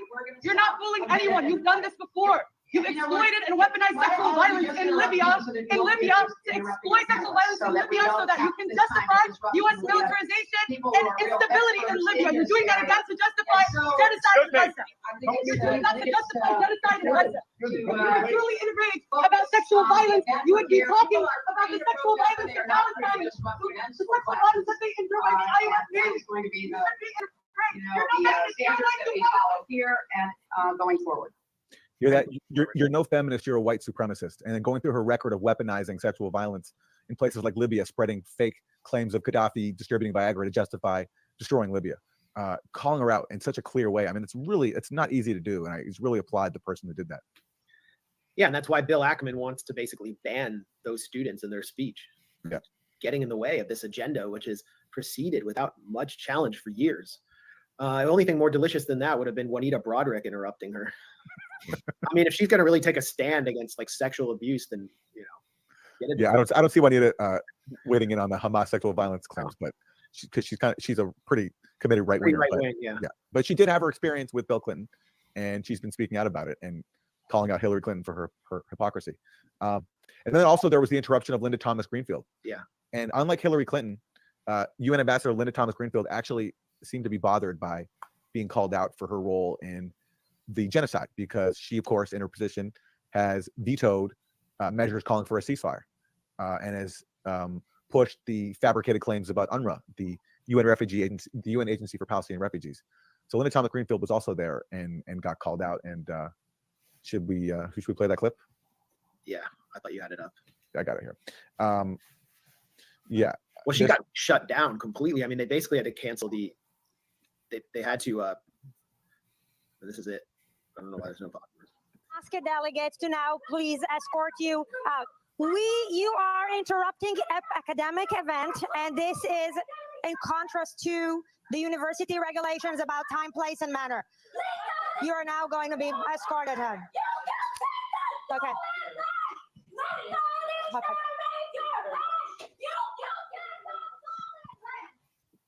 So what I'd like to talk to you about today, to start with, I visited 5 months ago a refugee camp in Adre, Chad, not just over the border from Sudan, and I heard from so many people who have said to me, this is yet again a violation of the university rules of conduct. You are interrupting an academic proceeding.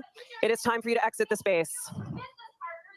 This is a violation of the university rules of conduct. This is an academic proceeding, and you need to exit the space.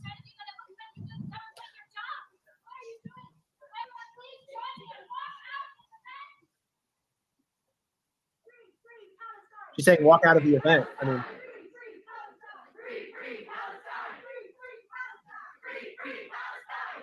Event briefly and reconvene in a moment.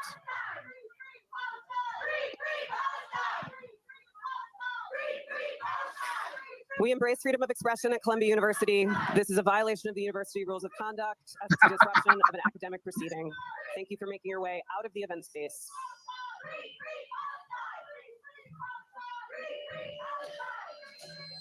and You they need to stop the exit event. the event space. You are in violation of the university rules of conduct. The event will proceed momentarily. And by the way, I mean, you can see in the upper right-hand corner, it's co-sponsored by the Georgetown Institute for Women, Peace, and Security. I mean, what an ironic, I mean, it's mostly women protesting this. Yes. It's mostly women and children being slaughtered in Gaza under the watch of Linda Thomas Greenfield Yep. and Hillary Clinton's buddies.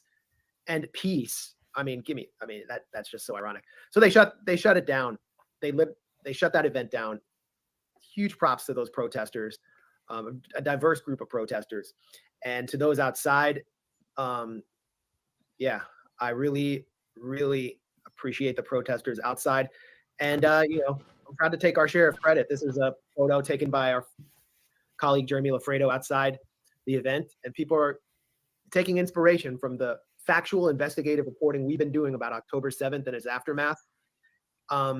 And so I'm really proud that we were able to influence that protest and ruin Hillary and Linda Thomas Greenfield's day. I mean, the only regret I have is that they walked out before Jeffrey Gettleman went on stage, because he was able to do his completely pompous shtick without any interruption. Well, but he kind of hung himself by his own rope, though. Yeah. You know, so maybe that's okay that he didn't face protest, because he said some really damning things. But before we get into him, I just want to say about that sign and that demonstrator giving us credit. I especially appreciate that, because there are some colleagues of ours and independents who've gone out of their way to ignore the reporting we did to expose, for example, the New York Times Jeffrey Gettleman. Like The Intercept has gone out of their way to ignore the fact that we were on this story first, when they were, by the way, parroting it, and same with Democracy Now! So I appreciate that there are people out there who don't accept that journalism is like a schoolyard, but some people have cooties and you can't go near them and you can't acknowledge them when they do the work first. I mean, you're hard on the Intercept. We've both been hard on them because they pushed the Syria dirty war. They pushed regime change in Nicaragua. They pushed like all kinds of, like, they pushed leaks, probably like Western intelligence leaks to denigrate Iran, portray Iran as like this malign force. And, you know, they've just been pretty pathetic on, and now they're going hard in the paint for Palestine. They're fundraising off of it. And, you know, they're basically, now that it's safe, they're now starting to call out a lot of the October 7th deceptions as though they're the first ones to do it. Yeah. I mean, I'm not crediting Mondoweiss or EI either, Electronic Intifada either. Yeah. So, you know, that's just whack. Yeah. But, you know, Jeffrey Gettleman, lead author of the Screams Without Words report in the New York Times that we decimated, clinically and methodically showing that his sources had either outright lied or had changed their stories multiple times, or that their own family members had called out the New York Times for misrepresenting their loved ones' deaths. Jeffrey Gettleman walks into this room as a discredited journalist, still welcomed by fellow elites because of his usefulness. He is actually the definition of a useful idiot. But I don't know. Yeah, it goes on for the next few minutes. I know we're a little short on time, so you know, any feedback about this? Yeah, I mean, go protesters doing what they're allowed to do. So they're supposed to be doing. I totally agree with them. It's lovely when Hillary Clinton has a bad day. Yeah. Oh my God. You know, when Yep. she has a horrible day, it makes me happy. Yep. So yeah. I know she's probably getting paid a buttload of money to be there and speak, so might as well make it a little bit rough for her, make her work for it. Yeah, feel no pity for those who have wealth and privilege, and I can't think of anybody who has more wealth and privilege than Hillary Clinton. She's right up there, you know. Yeah. You know, when she ran for president and lost, everybody was acting like she was a victim. I'm like, there were $250 million. Nobody with $250 million is any kind of fucking victim. I don't care who you are. If you got $250 million, you're not a victim. Right. Yeah. So Agreed. yeah. So anyhow, yeah. I mean, I'm glad that these protests are taking place, and there would have been a time that even though right now the media will still try to paint these folks as fringe or extreme, probably slightly less so than maybe 15 or 20 years ago. Mhm. Yeah, because there was a time that nobody, absolutely no one, could criticize Israel without it being like political suicide or what have you. I mean, remember when Pat Buchanan criticized Israel in 1990 on the McLaughlin Group? I mean, his career wasn't ruined any, but Katie Halper, a young Jewish lady, a young Jewish woman on Rising, saying some, a mild criticism of Israel, and they, what the Hill did to her was absolutely, just pisses me off, Mhm.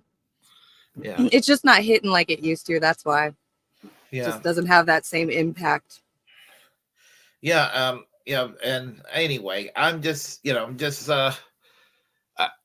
I mean, you want to know something funny? Ben Shapiro was getting upset that about the Ukraine funding, because the Ukraine funding, I believe there was also no funding, or maybe not enough funding for Israel, or something like that. It was something along those lines. I'm trying to remember how that went, and he was getting like really upset over that. And just like Hillary Clinton, when Ben Shapiro is having a bad day, it makes me happy.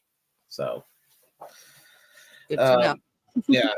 So anyway, any plans this weekend for you?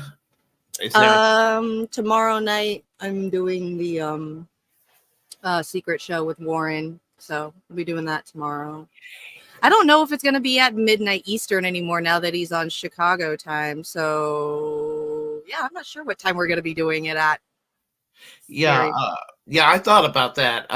Yeah, it just thought about it, thinking he's Central Time now, so is it still midnight East? I still think about that once it's on. There's an announcement it's going to be on. So yeah. Yep. Soon enough, Warren's only gonna give us like his time, like his release of his videos in Central Time, so we all have to figure it out on our own. Problem with having such a large country, you have to figure it out.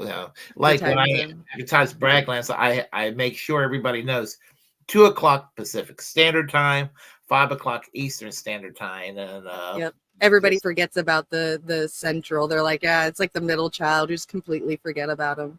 But now Yeah. that Warren's in that time zone, he's gonna forget about the East and Pacific Coast time. He's just gonna give us the Central Time and be like, y'all figure it out now.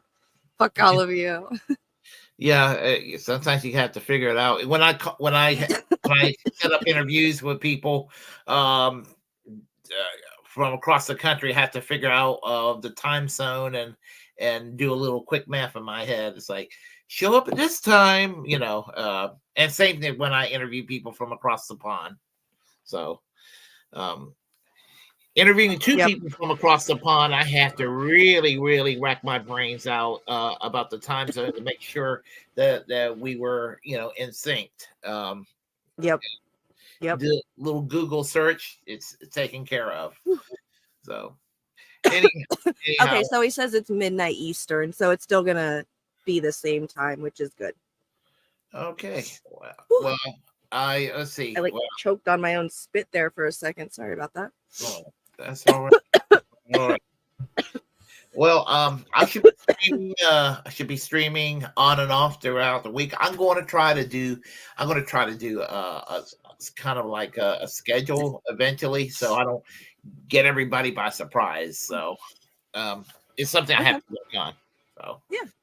Constantly. So anyway, everyone, be sure to if you like what you heard, please press like and comment. If you disagree, we'll have a conversation. Feel free to share the content on this channel. As a First Amendment absolutist, it's my duty to inform you to create your own platform and utilize it because we are the muckrakers of our time. Subscribe. Free Assange, free Palestine, free Yes. healthcare for all, and free speech. There we go. Thank you everybody for coming in. All of you guys holding it down in the Twitch chat, and in the YouTube chat. Yeah, I just saw somebody in the comments section's name is Rabbi Shmuley's used dildo. So I'm sorry. Wow. All right, you guys. Thank you all for coming. We will be back for sure next week with another daily dose of fucking hell on earth. Yeah. All right. Peace out. Bye. Take care, everyone. Oh.